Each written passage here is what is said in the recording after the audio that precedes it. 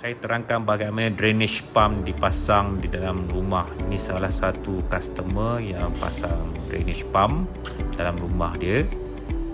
So ini adalah electrical point yang technician buat untuk menyambungkan pipe unit ni dengan aircon LG, dan itu adalah drainage pump. Bahagian atas ni adalah dia punya piping yang dia pasang untuk tarik air untuk keluarkan daripada drainage pump tu.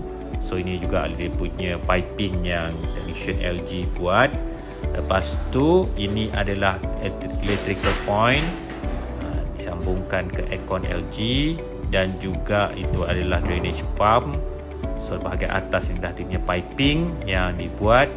Jom kita keluar, kita nak tengok dekat bahagian mana kompresor tu dipasang. So ni laluan daripada luar. So kita akan nampak ada kompresor yang dipasang. Siapa nak dapatkan aircon ni, sila ke nombor handphone saya kat sini.